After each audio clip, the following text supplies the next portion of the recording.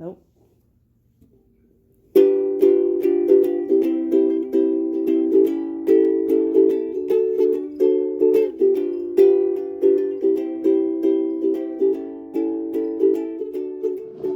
What is going on, you guys? I'm James from Reptiles. In today's video, we're going to be talking about this new enclosure down here. Let's hop right into it. So this enclosure was in a previous video. If any of you, I know the video quality is not very good on that, and it is kind of far away. This camera doesn't pick up things that are quite far away, which kind of bad for animals. You have to hold them really close for you to even like look at it and tell what it is. But obviously, double dome, heat rock, water dish, cactus with a bearded dragon. So she's still a little shy of me. You can see right here, Rose, February 1st, 2021. So this is my new bearded dragon, Rose. Now, as many people might know if you follow me on social media, I have been selling some bearded dragons for a friend of mine. I've sold at least one so far. I have taken pictures of a couple of them, posted 2 of them, sold 1 of them. The other one's pending right now. He wasn't getting a good deal. He was selling them locally to a pet shop, and I was literally able to get him 6 times as much money. So he told me, hey, keep half of whatever you sell for the dragons for. So he's still making 3 times as much money. He's doing less work, and I'm doing barely any work, and I'm making money. So that is awesome for both of us. But I was just over there taking pictures of a dragon, and I saw her. And let me put you guys down for a second. So I was over there taking pictures of some dragons for him, and I had spent the whole day. This is my 2nd or 3rd time over his house, and I spent the whole day saying, "Don't go over there and buy a bearded dragon. Don't go buy a bearded dragon," because I knew I wanted one. Now, lately, I've been kind of itching for a pet. I was thinking about taking a gargoyle. I have one about to hatch, and just kind of making that my pet and bonding with it. Obviously, bearded dragon's a much better idea. So, as I knew I was going over there, I started thinking about it, and it just started making sense. And I said, all right, if he has this specific thing, I'll get it. And he works with orange and reds, hypo, trans, and leatherback. I wanted a red, hypo, trans, leatherback, female. So I get over there, and I take pictures of this dragon, and I say, hey, this is what I want. I want it to be a baby, and I want, like, pick of the clutch, basically. And he said, hey, I have this clutch that hatched out. I haven't sold any yet. This is everything I wanted. It is a female, hypo, trans, but it is not leatherback. Now, when I was at his house, I decided not to get one that was leatherback. He didn't even have one that was leatherback, that was a female. So this is the visual hypo trans, not leatherback. So the reason I decided to step away from leatherback is if I do plan to breed her in the future, if I do decide to breed her in the future, I want a male that has all 3 genes, hypo, trans, leatherback, and maybe even something else so I can make hets. But I didn't want leatherback because I'd have to get all females that were leatherback if I decide to expand this project. But for the time being, this is my pet. Her name is Rose. I do see myself breeding her in the future. I got her knowing I would probably end up breeding bearded dragons. I knew at some point I wanted at least a pair of really high orange or high reds. So this is definitely down that alley. And eventually, whether I get her a male or I pimp her out to my friend, I will probably breed her. I know myself. I could say I won't do it all I want, but I know I probably will. So, Rose, I got her, had her for about a week now. I need to get a timer for her lights. I just turn them on when I'm here, and I make sure they're on for like 8 to 10 hours a day. Of course, I soak her once a week. That's what was recommended. I soaked her today. She wasn't too much of a fan of the water, but she definitely climbed on my hand. So we're pretty certain she's a girl. She's eating isopods and mealworms. I know mealworms aren't the best, so I've been offering her isopods. Just because no one in my area has dubia. I don't know about you guys, but there's a pretty big dubia shortage. There was mealworms for a minute. Now there's definitely a shortage of superworms and dubia. And I can tell you with confidence, because I work in the rodent industry in my area, there's going to be a shortage of rodents very soon. So if you don't have someone you're buying from regularly, I would suggest figuring that out. So I am the typical bearded dragon owner. My girlfriend works 4 minutes up the road. I take her when I go pick her up. I take her when I go drop her off. I have her eat dinner with me. She's still a little nervous being picked up. She doesn't totally like me picking her up, but she definitely knows what food is. And she definitely has grown in the past like 4 or 5 days that I had her. She's definitely a little bit bigger. Not quite as dainty. She's kind of fattened up a little bit, which is awesome. And I just can't wait for her to get big and for me to be that typical bearded dragon guy. So I really couldn't see myself keeping, and this is something I've said, like a pet, I've said in the videos before, if you're breeding, you should breed. You shouldn't keep pets. Because I know a guy who always says he wants to breed, and you know, at the end of the day, he goes, oh, well, I'll just buy that as a pet. I don't care if it's a male, it's just a pet. I'm like, you're buying all these pets, you're not going to have room to breed, you have a small room. Now, of course, like I said, I do plan to breed her, but I was just having that itch. I get this itch every couple of years.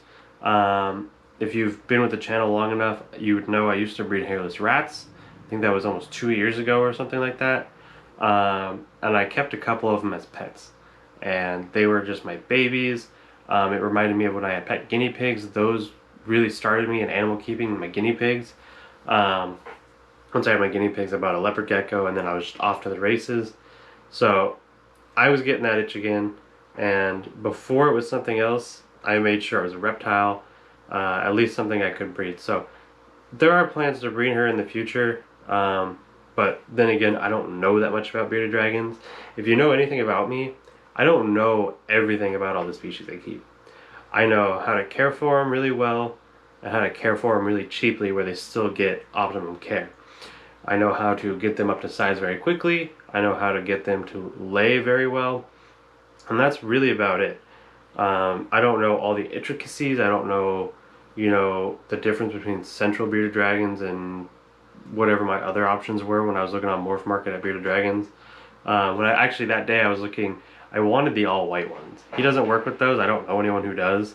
But I was looking on MorphMarket and I saw they were like a lot of money still. So I went and got her. I paid 70 bucks for her, which is a really good deal for her. I know on MorphMarket a hypotrans female red, even a baby, they're like $200 plus. So I definitely have the plug there. Look at her, she's so adorable. But yeah, this is Rose. She's my baby. She's definitely my new pet. I'm gonna do whatever I can to take care of her, make sure she keeps all her toes in her tail tip. I have this thing where I don't like tail kinks at all. I don't like any imperfections. So when I post pictures of my animals or when I go to sell my animals, I want them to be perfect. And I've seen the animals that produced her. I've seen clutches with similar pairings, and she should be extremely beautiful when she gets older, which is what I want. So this is Rose, my baby bearded dragon, and she is just a pet, but in the future I do plan on breeding her. Now, Rose aside, let's talk about my isopods. Like I said earlier, I do feed her isopods. This kind of sucks to like talk about because isopods I was so into for a minute there. But to jump the gun here a little bit, I'm gonna sell most of my isopods. I'm going to get rid of most of my isopods. Now, the reason being, the isopods don't make as much money as they could.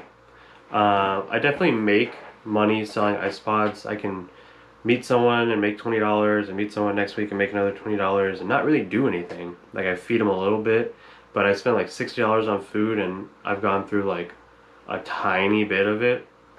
So granted, the setup can cost like 60 bucks, but they really do pay for themselves pretty well.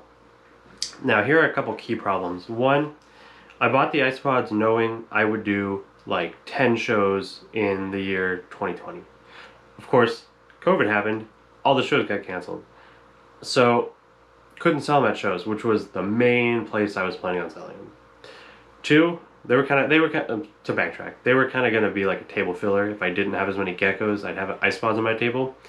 2, shipping them sucks. Okay, people will pay $50, $60 to ship their $30 pet gecko because it's their pet gecko. But the bugs that are going to clean up after their gecko that are $15, $20, no one wants to pay 15, 20 bucks to ship those. Okay? And if they're not paying that, there's either going to be problems in shipping because it's going to take too long, or I'm going to have to go to a separate shipping place. I ship my reptiles at FedEx. I'm going to have to go to a different place that ships and ship them on Mondays when I usually ship on Tuesdays, and figure that all out. And that's just annoying, and it's a process, and there's a lot of stuff up in the air there that doesn't always work. So I already decided long ago I wasn't going to ship them. I shipped a couple, wasn't working out. I said, that's fine, I'll only sell at shows. And there were a bunch of shows that were supposed to happen, and they just keep getting canceled. So no shows, no shipping. So we get down to only local selling, and there's only so many people locally who are doing bioactive, and the problem is they're doing bioactive. No one wants to buy the expensive isopods when they know their gecko's going to eat them, they're going to be in the dirt. Expensive isopods are more for collectors like myself and people who just keep isopods, which there really aren't that many of us. So the problem is I'm only selling low-end stuff to a few people. There's just not enough money there. If I were to say get rid of all my isopods, I could put another bearded dragon in that space. I could literally fit a bearded dragon right there. Now I'm not saying that's why I got the bearded dragon, was because that's what I knew would fit there. I just know I could put anything there. I could put a gecko rack. It's not a ton of space, but I could definitely put something there, something that makes me, you know, $1,000, $2,000 a year, whereas the isopods might make me $200 a year.